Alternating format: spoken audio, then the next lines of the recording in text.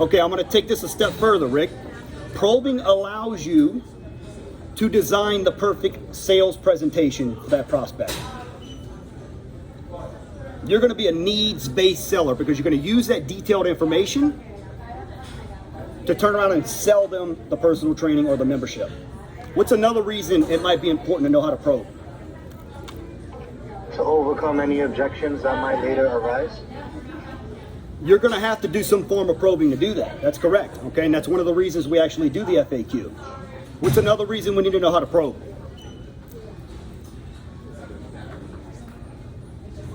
We probe to overcome objections? Yep, so Darren just said that. We definitely want to identify and overcome the objections, but I'm going to tell you guys, the ability to probe, it gives a salesperson to have a smooth conversation, the ability to have a smooth conversation with that prospect. It's very easy to talk to the salesperson because the probing questions that they're asking, the prospect's able to follow along step by step mentally. They're not all over the place with the questions. They have a very direct path that their questioning is taking the conversation down, and the prospect picks up on that. So you come off more professional. Okay, when you go to get a major surgery done, you're going to make sure that that doctor asks detailed questions before you go into surgery. I would hope you would do that, okay? Because if you go to two separate doctors and one of them just asks surface questions, the other one asks detailed questions, which one are you going to trust more? Anybody? Detailed. Of course. Okay, I want the specialist who's getting the most detailed information to help me because I know they're more vested in what I'm actually looking for. So let's go through the 4 reasons we actually do an FAQ. Okay, and this is for memberships and PT, for both sides. There's 4 major reasons why we do an FAQ. Can somebody give me one reason? Build rapport. Look, I'm gonna be honest with you guys. That, in my opinion, that's the most important. Okay, the ability to make a friend. That's really what rapport building is. Okay, did you make a friend or did you make a customer? You got to think about that when you finish up with a prospect. Making a friend, you're going to close exponentially more deals if you can make more friends than just making customers. What's another reason we do an FAQ? You want to uncover goals. Okay, so we need to collect data. We need to get information. And I'm going to give you guys my favorite quote. Okay, when it comes to collecting data from a prospect. If you ask a prospect the right questions, the prospect will ultimately help you design a sales pitch for them. Guys, what better person to help you design a sales pitch than the person you're trying to close? So we got to collect detailed data, probing. What else?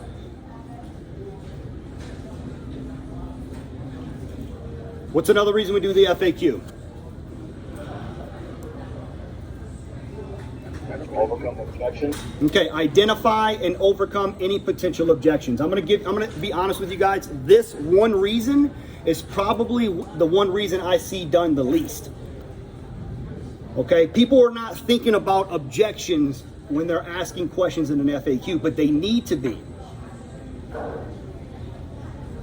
This is an area as a company, honestly, we can make the most improvements. Because I can tell you from experience, using this tactic in selling, it's very, very, very impactful in your ability to close. I've become an expert at overcoming objections before I show them the price. I want to be 3 steps ahead at all times. So we're going to collect data, okay? We're going to identify and overcome any potential objections. We're going to build rapport, make a friend. Okay, and the last reason, I'm going to give it to you guys, and it's to gauge and raise the temperature of the prospect. Some of you on the line have worked with me when I was a PTD, when I was selling. And it looked like, if you ask them, when I'm at work, I got to the point to where I made it look easy, but the reason I was able to make it look easy is because it looked like I was just having nonchalant conversations with people in the gym, but I wasn't. I was making a friend, but I was also probing using the FAQ conversation to see if I have a potential prospect I'm talking to. Can I uncover ways that I can help this person? I do that by using the FAQ. We gauge and we can actually raise the temperature of the prospect. They come in as a no, we have a conversation, now they're interested. That's raising a temperature. So let's start with how we ask the questions on the FAQ. I'm gonna be real honest with you guys. I typically start with question number 2, okay? What are the goals? I'm not gonna ask them what they did in the past before I ask them what are they looking to accomplish. So Big Rick, Bronx, we got you on? I'm sorry, Zach, can you repeat that? The blender was going on in the juice bar. Rick, can you hear me? I can hear you. The blender was going on in the juice bar. Okay, so I'm gonna have you role play with me. All right, let's get to it. Okay, I want you to ask the number 2 question on the FAQ, what are the goals? How would you ask that question and how would you probe on that? Hit me. Hey, so Mr. Jones, I just want to ask you at this time, what are your goals? Honestly, I just want to lose some weight. Interesting. I think we all could definitely stand a little bit, but why specifically do you want to lose weight, and what is that number to you? I literally just want to get the COVID weight back off. I gained 30 pounds during the COVID pandemic. 30 pounds, wow, you must have been sitting around playing a lot of video games, watching some TV, huh, brother? I'm gonna be honest with you. Yep, that's exactly what I did. I dig it. So we want to get the COVID weight off. What was your weight like? How did you feel like before you started putting on the COVID weight? Like how were you physically? Like my weight? Like your weight? How did you move? How did you feel in your skin? Like I was 30 pounds lighter. I mean, I had better mobility. I'm having issues with getting hit my head on the side of the car because I'm just getting big. I just feel bulky. So it sounds like you definitely want to get that mobility back. You want to lose that gut to really be able to move again. Am I hitting the nail on the head? Yes. All right. So let's also, later on we're going to talk about maybe some things that are going to change in terms of your eating behaviors. But does that sound like something that you also want to tackle while you're hitting your goal? Absolutely. Yeah. All right. So that sounds good. Thank you for sharing that. I really appreciate it. Just one more question. How do you look like you've been like an athlete before? Did you ever play anything in sports in high school and college? Yeah, I played college football. Played college football. What position did you play, my friend? Defensive end. Oh, so you definitely had to be 30 pounds lighter in order to be able to get that speed up, huh? That's right, dude. I was one of the fastest guys on the field, man. So it sounds like you're still in range to get to that body before you put on this 30-pound quarantine weight. Is that build, that college speed, that's something that you want to try to achieve again? Oh, absolutely. All right, well, I think we're going to have a lot of fun when we get to our program assessment portion of this. How does that sound, my friend? It sounds good. Okay, so I want you guys to really pay attention to what Rick did. Okay? There's a main point that I'm going to drive home with what Rick did. He was able to identify multiple ways that we can help this prospect. Rick, give me some of the main, how are you going to help this person? What do we identify as goals or ways that we can help this person?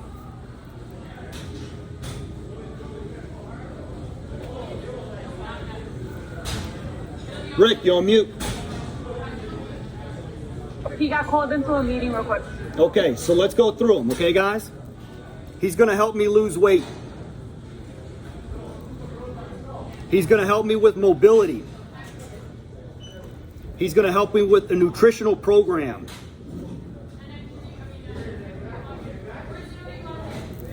And he's going to help me get the physique, okay? He's going to help me build the body that I had back in college.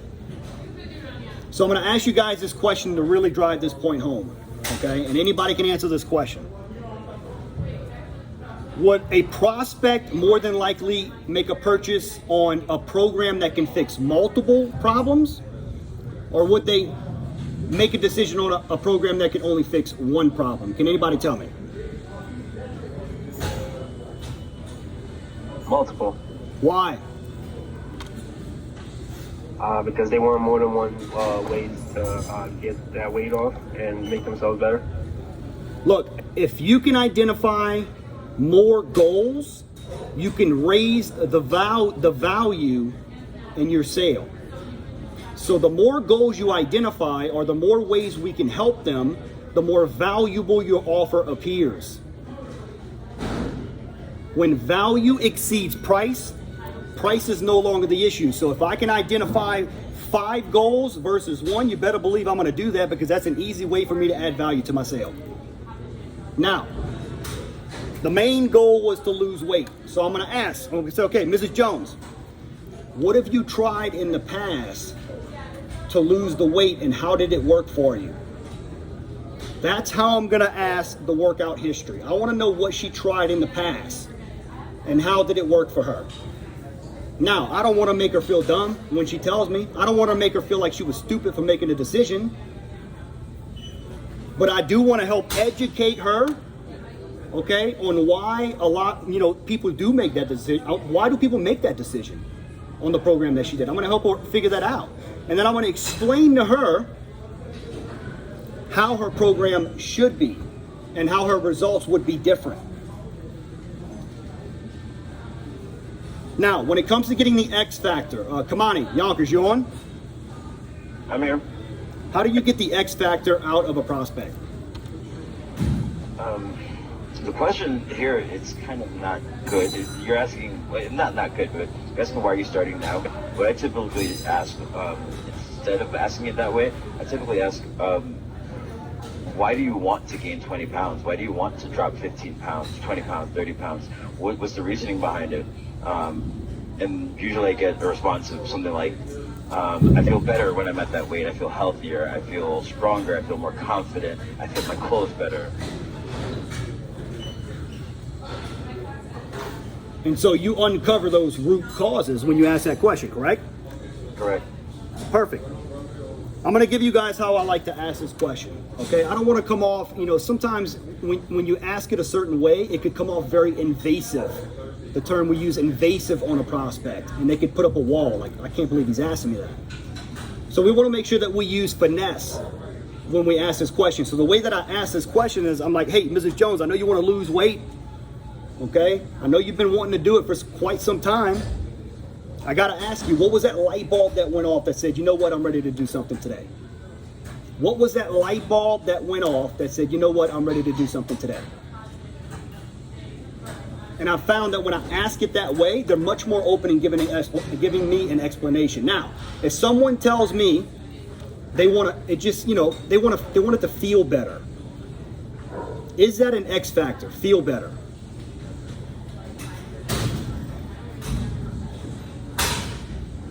Anybody? No. Why? It's not enough. It's just a surface statement. So how would you dig deeper? Okay. You feel unhealthy now, but how did you feel back then? What made you feel that way, and why was it that way? Exactly. Look, feeling better means something different to everyone. And I would tell Mrs. Jones, look, Mrs. Jones, that could mean a wide range of things depending on who you're talking to. So I got to ask, what does that mean to you? What does feel better mean to you? I want to have more energy. Okay, there we go. That's what I was trying to find. She hasn't had as much energy throughout the day. She's been sluggish at work. That's the X factor. Do you have any injuries or medical conditions I should be aware of? Can somebody tell me the difference between type 1 and type 2 diabetes? One's insulin dependent, one's not. Type 2 diabetes be required. Okay, both correct. Type 1 is going to be insulin dependent and they're born with it. So they have to use insulin. Type 2 is something that someone gets over time. So someone who hasn't been eating healthy, they have people in their family who have diabetes. Those are the people who are prone to it.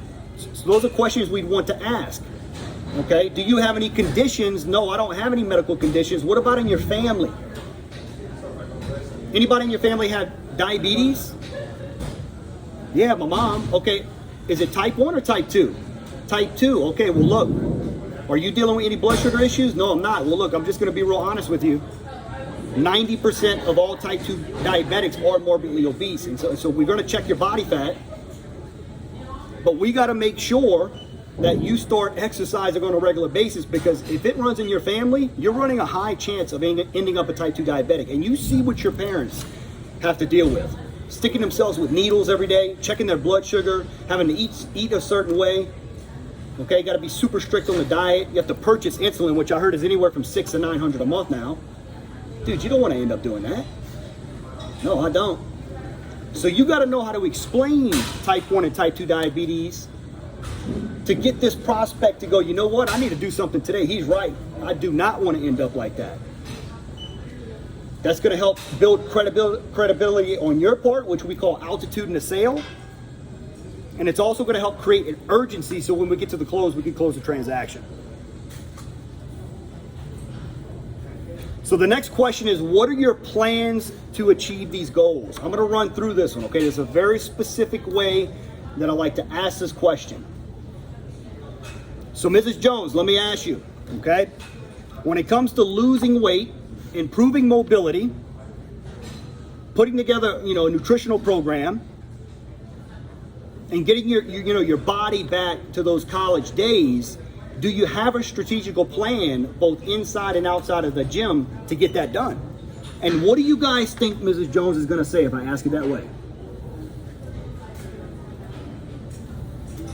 She's going to say, yeah, I have a plan. I'm going to do lots of cardio.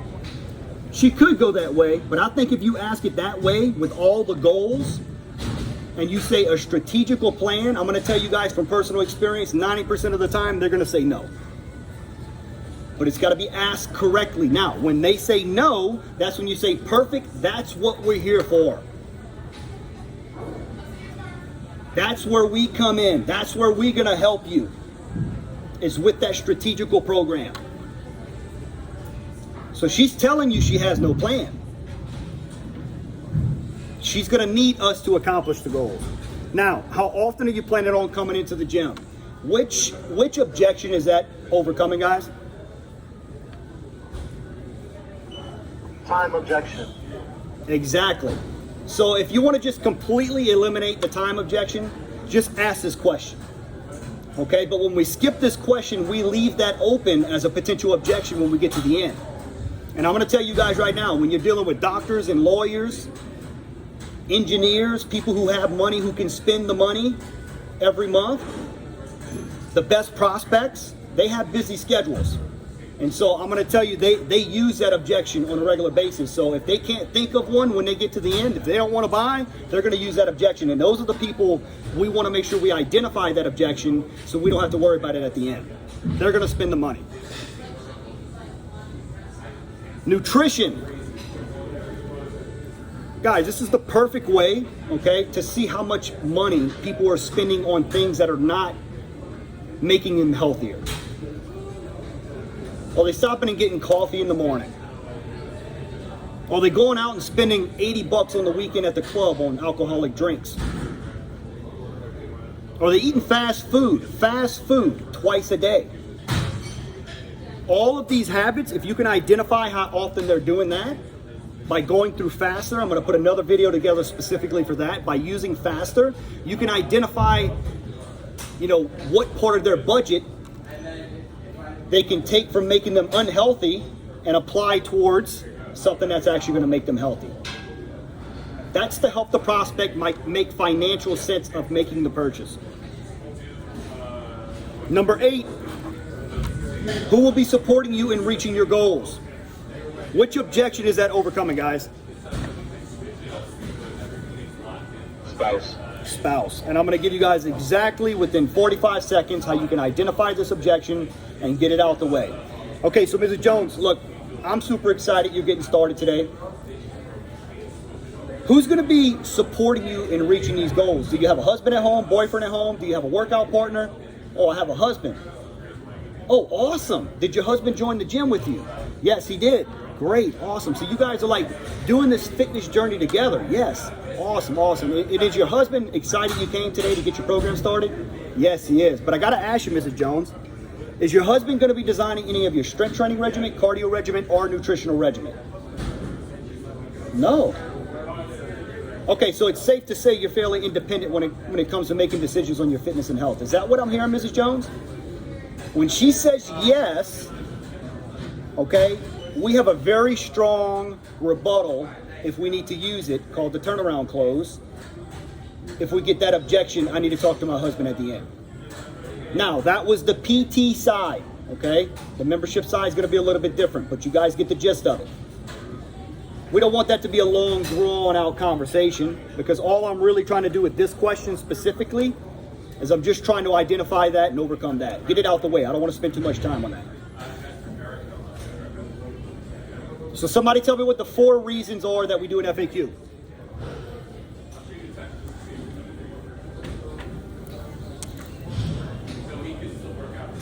Anybody? Build report, collect data, identify overcome limitations, and there's another one. And make a friend, right? Like that's the build report. Gauge and raise the temperature. Okay, nailed it. We're going to build rapport. We're going to identify and overcome potential objections.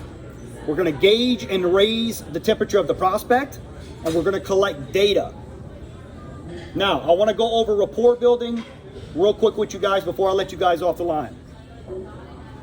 When I'm with a prospect, I am fully aware of the type of conversation I'm having with them. And for the most part, when they're at my desk, when they're in the club, it's a sales conversation, but I'm looking for opportunities to build rapport within that conversation. Now, what are my markers in the conversation that raise a flag that tell me to move the conversation from sales to rapport building? I'm going to give it to you guys. It's an acronym, F.O.R.M, F-O-R-M. Family, occupation, recreation, motivation. So I'm listening for inlets to move that conversation into rapport building. A great example I can give you guys, the other day I was sitting with a prospect and, I said, okay, so I got to ask you, Mrs. Jones, do you find that you've been getting more winded lately? Like you get a little more out of breath if you walk the dog, play with the grandkids. She said, honestly, walking my dog, I have been getting more winded. And so we can all agree on this line, for most people, a dog is family. So for me, it was a flag. I needed to move from sales to rapport building. And so I looked at Mrs. Jones and I said, you have a dog? She said, yes. I said, Mrs. Jones, I absolutely love dogs. What kind of dog do you have, Mrs. Jones? She said, she gave me some crazy name, dog I had never heard of. I said, look, I'm going to be real honest with you. I've never heard of that type of dog. Do you have any pictures and videos? I want to see what it looks like. Man, she was showing me videos, pictures. She was telling me about the breed, the history. 2 or 3 minutes this conversation went on. I just let Mrs. Jones tell me all about her dog. And then I said, okay, Mrs. Jones, we got to get back to business. Let's get back to what we were doing before. But I can tell you, I could talk about dogs all day. That dog is beautiful. And I moved back into sales. So I took that conversation, waited for flags. I had a flag go up when she told me she got winded from walking her dog, which is part of the family. Moved the conversation into rapport building, and then circled it back around, back into the sales conversation. I kept control of the conversation the whole time. Does anybody